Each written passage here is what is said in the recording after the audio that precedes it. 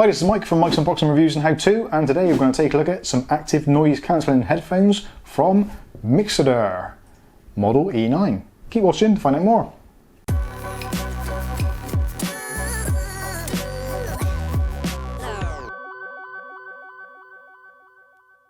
Okay, so this is the Mixcder E9 active noise cancelling headset.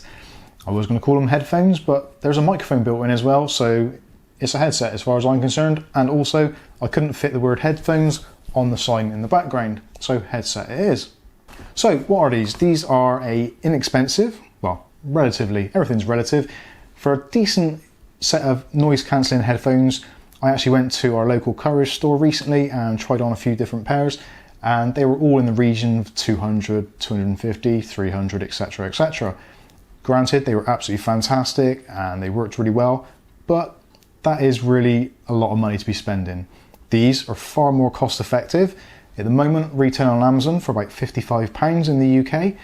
This offers a realistic alternative to those expensive models.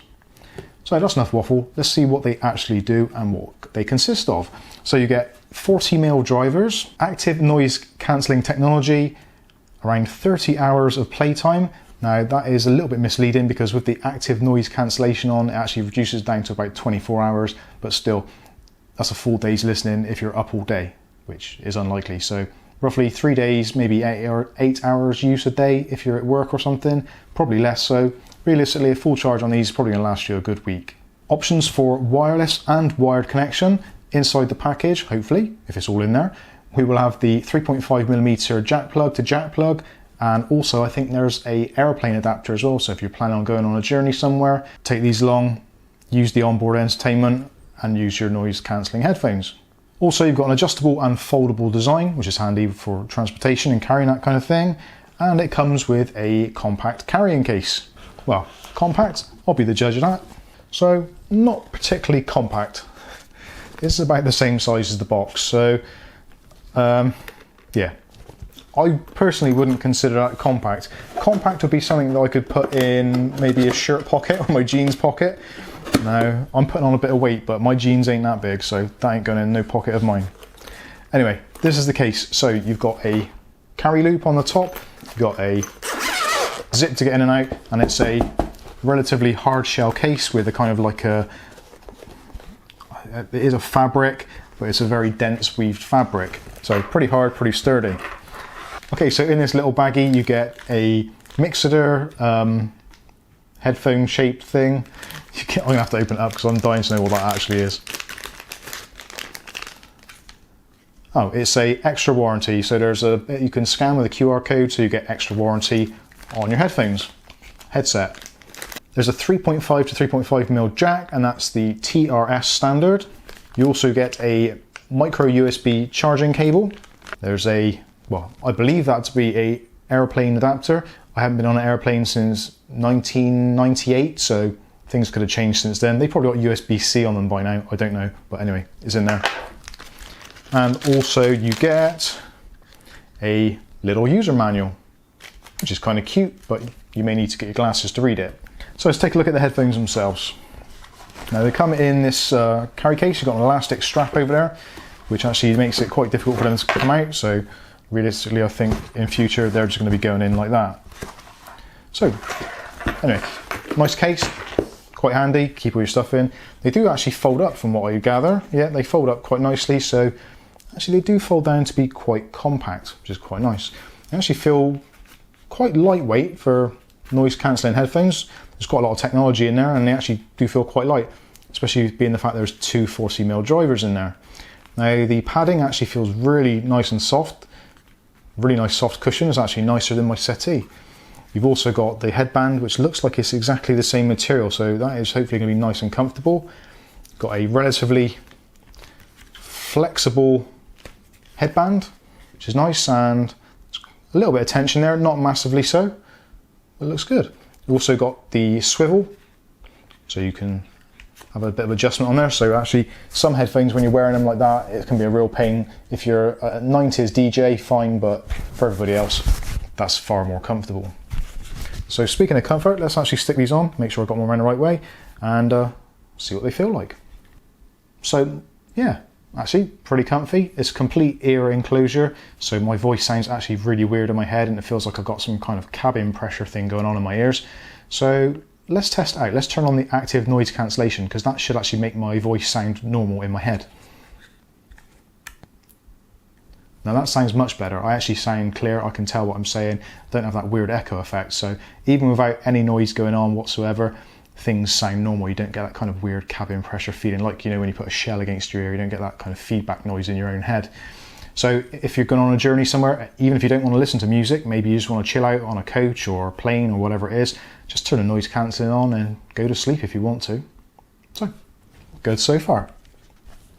So let's have a quick look through at the connectivity. So as I've just mentioned, you've got the automatic noise cancellation button there, which actually, because it's a separate button, means you can have it independent of the main Bluetooth module. So if you do turn the Bluetooth on, don't forget to turn the automatic noise cancellation on.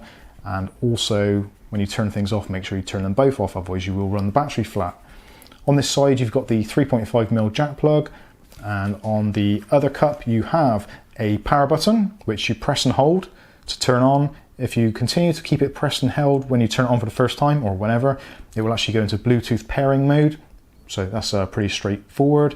Next to the power button, you've got a tiny little hole there, which is the microphone port.